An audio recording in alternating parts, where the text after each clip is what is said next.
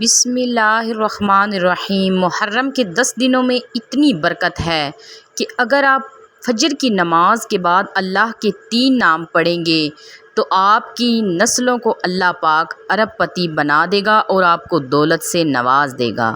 کرنا آپ نے یہ ہے کہ فجر کی نماز کے بعد دل میں آپ کے اخلاص ہونا چاہیے، دل میں یہ دعا ہونی چاہیے کہ اللہ پاک میری دعا قبول کر لے۔ اول و آخر درود شریف پڑھنا ہے اور ایک ایک تسبیح یا اللہ یا رزاق یا فتاح کی پڑھ لینی ہے اور پھر رزق کے دروازے کھولنے کی دعا کر دینی ہے۔ انشاءاللہ 1 محرم سے لے کر 10 محرم تک آپ نے یہ فجر کی نماز کے بعد وظیفہ کرنا ہے۔